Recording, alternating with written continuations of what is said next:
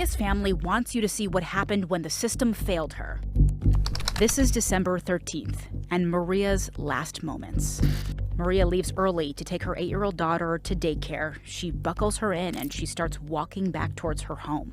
Then, from across the street, you see a man quickly run up behind her, who police say is Kenneth Brown. She screams at him that her daughter is in the car. The little girl can see everything. But that doesn't stop him, even though he's her father. More surveillance video. I'm winning. I'm winning. I'm winning. I'm winning. I'm winning. I'm winning. Elevation Nation Conversations, God Body Sean. All right, Elevation Nation Conversations. It's God Body Sean. I appreciate y'all for liking, sharing, subscribing, and rocking with me. I'm from Chicago. I think a lot of people know that watch my channel, watch my content. I'm from Chicago, born and raised. I've also lived in LA for 10 years. I lived in Atlanta for 10 years and in Texas as well. But I was going through the news and I saw this news story about a young lady in Chicago and her baby's daddy. Just a tragic situation, tragic story. I wanted to let it play, then talk about it, give my commentary on it, and let's see what we can learn and grow from it. See if we can learn from some things from it, and pass it on to a family member or a friend or something like that, and just see if we can pass the information on. So let's take a look at the story, and then I come back with my commentary on it. All right, peace. Now to a CBS 2 investigation. Maria Roque should be here celebrating her daughter's first communion and taking her son to school. Instead, we're about to show you how she was failed by a system that was supposed to help her. She is one of about 28,000 people who got protection orders in the last year in Cook County alone. For months, our team poured through hundreds of pages of records uncovering how Maria took all of the right steps, but was still left to protect herself until she was murdered. CBS 2 is always investigating. Here is Marissa Perlman. The theme of it all, Maria never gave up. The story you're about to see is frankly devastating and can be difficult to watch. But Maria's family wants you to see what happened, hoping her legacy will be one of change to keep domestic violence victims alive.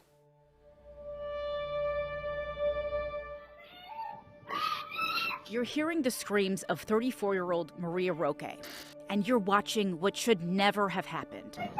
Her murder, which was totally preventable. Those who loved Maria want you to know what led to this moment. We're going to tell you Maria's story because she's not here to tell it herself.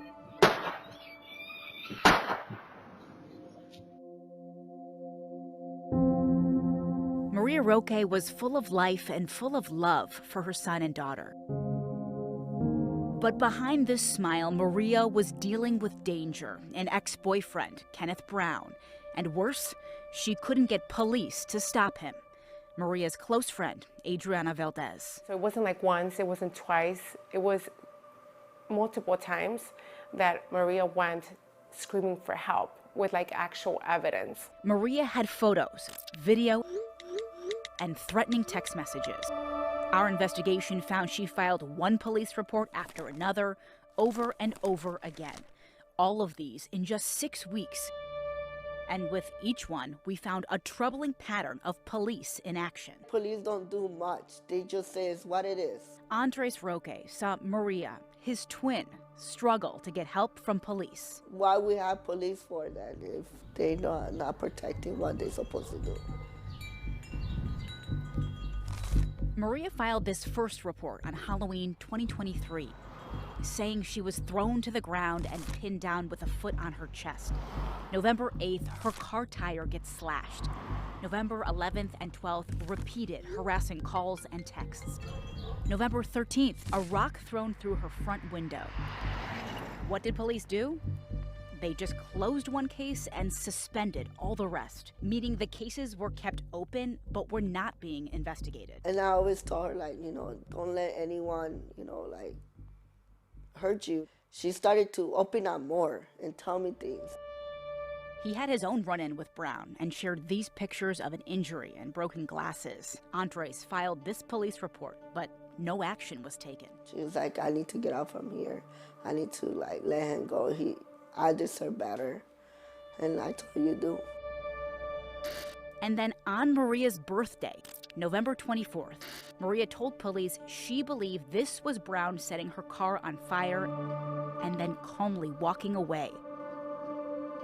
For Maria, this was more than just a car. It was a memory, one she made with Andres years before. Twins buying twin cars. Documents show police had this video, but they ended up suspending this case too. She definitely knew that, this man was definitely capable of a lot more than just damage to the material things. Maria files 3 more police reports, November 28th, 30th, and December 8th, for harassing calls, 32 in one day, and more harassing texts. Her complaints filed with the 15th District, 2 suspended, 1 just stayed open. In all of these complaints, there's something missing. Not a single mention of police ever even questioning Brown. Not once. No contact, no arrests. Here's why that's important when we look at what failed. Maria had an emergency order of protection. Adriana, another domestic violence survivor, made sure to take Maria to get one. I know how scary it can be. Let's go ahead and do it so you don't feel alone. Together, they came here to domestic violence court. This is the order of protection that Maria got. This was supposed to give her a chance to have her abuser arrested after every violation. But there was a problem. First, it wasn't served. Then it wasn't enforced. This process is complicated. The Cook County Sheriff's Department had to serve Brown. That's what it's called. They had to actually give Brown court papers in person. Only then could he be arrested for any protection order violations. The sheriff's office said they tried to serve him twice with no luck. This is a crime that's just taken less seriously. Yeah, I was going to look at that. We showed Benna Crawford, managing director at Legal Aid Chicago, all of Maria's complaints. The nonprofit represents hundreds of domestic violence survivors every year. Maria's case and so many cases like it demonstrate all of the different points where there was an opportunity to do that intervention, and that opportunity was missed. Brown was eventually served, November 28th. But you can see Maria went back to police that same day with a new harassing text and repeated calls. Now that he'd been handed that paperwork, police should have arrested him for violating that protection order, but they didn't. From what you saw in Maria's record, what do you think is the message that she got? That she was going to have to do everything on her own. We found police basically did the bare minimum of what they were required to do by law.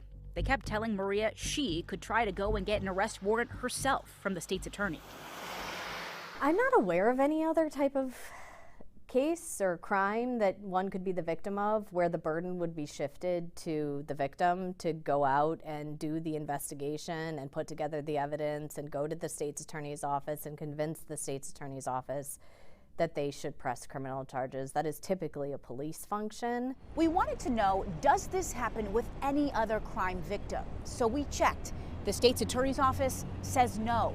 Only domestic violence victims can be told to get their own warrant.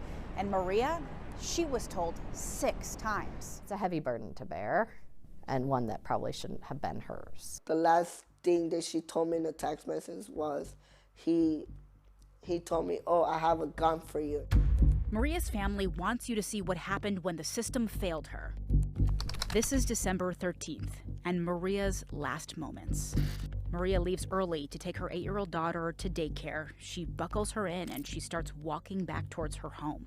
Then, from across the street, you see a man quickly run up behind her, who police say is Kenneth Brown. She screams at him that her daughter is in the car. The little girl can see everything. But that doesn't stop him, even though he's her father. More surveillance video shows the shooter running away, leaving the little girl to watch her 14-year-old brother perform CPR on their dying mother. She saw that, how her dad killed her mom and how my nephew was doing CPR. Like, she's having nightmares. Something Maria's children should know, and you too. Maria never gave up.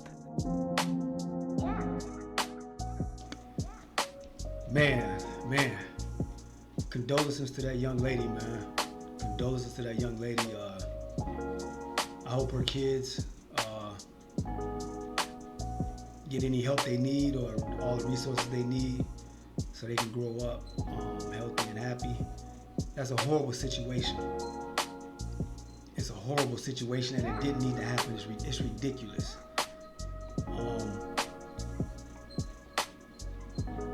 It makes no sense. It don't. You can see this over and over and over again. You know, with basically this guy was a pookie.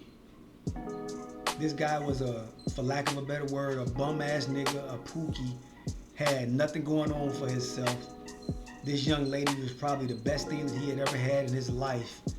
And he couldn't deal with it when he didn't step his shit up and his game up and be the man that he was supposed to be for this woman to want to be with him. He couldn't handle it. He couldn't handle it because he had mental issues and he had anger issues and control issues, and he wanted to not see her with anybody else, even though this is the mother of his child. He needs his ass locked up. He needs to go to the fucking electric chair. It's ridiculous.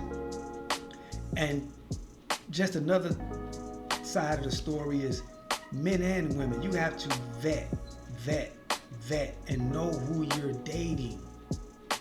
Everybody you meet or everybody that's attractive to you, you don't need to be dating them. And definitely not having kids with them. She had a young child with this guy, and I'm pretty sure he was showing signs of being abusive and anger issues before all of this happened and transpired. There is no way that this young lady looked like she was on top of her stuff. She knows she was doing well, working, doing what she was needed to be doing, and being productive. There's no way in the world she should have been dating this dude. This dude looked like he was a piece of shit. A trash ass dude with nothing going on for himself. He looked like he was probably a lot older than her as well, but what would even make a woman want to deal with a man like this? Just even seeing from his pictures and his mug shots.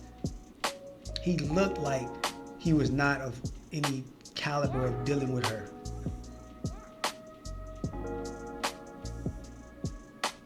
And there is no easy answers in situations and cases like this, because she was doing all the right things. She was getting restraining orders put out on him. She was doing police reports. She was saving text messages. She was reporting them to all of that. And the police still did nothing. No, he was just falling between the cracks of the law, and not, anything was happening. That's a horrible story, man. I have a daughter. I would never want to see anything like this happen to my daughter, or her dealing with any type of man that has issues like this, and just dating, watching who you're dating. You have to watch and you have to look out for these red flags and these signs that somebody can be abusive or be have anger issues. And she was lucky because her neighbor had a door ring camera that caught all of this. I'm a big advocate of, man, if you can have security cameras or door ring cameras or things like that, man, get them, because it could help solve a lot of crimes, man. I'm a civilian.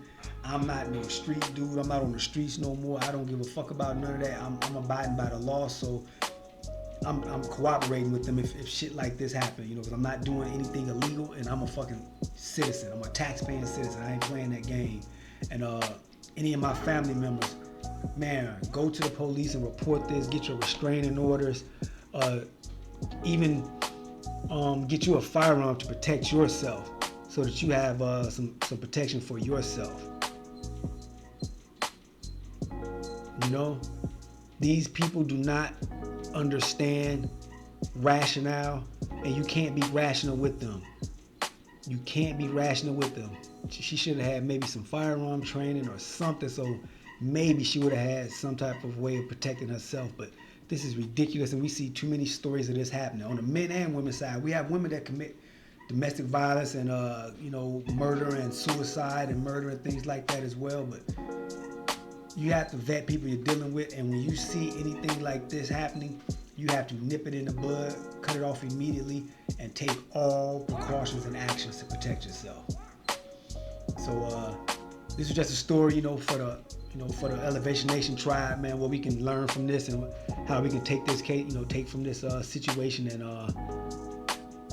just learn from it, apply it to our life, or give it to some loved ones that may be going through a similar situation like this, so that they can add it to their lives and help themselves and protect themselves as well. So, man, be safe out there. Watch who you're dating, making sure you're vetting people, and any signs of that, man, get away from him. He looks like a piece of shit, a lame, a dusty. But I appreciate y'all for rocking with me, man. Let me know what you guys think of this story in the comment section. If you have any stories to tell or situations dealing with this, leave them in the comment section. We all can learn from it and have some value with it. But I appreciate y'all for rocking with me, and I'm gonna check y'all on the next one. Elevation Nation Conversations, God Body Sean, and I'll talk to y'all later. Peace. I'm winning. I'm winning. I'm winning. I'm winning. I'm winning. I'm winning. Elevation Nation Conversations, God Body Sean.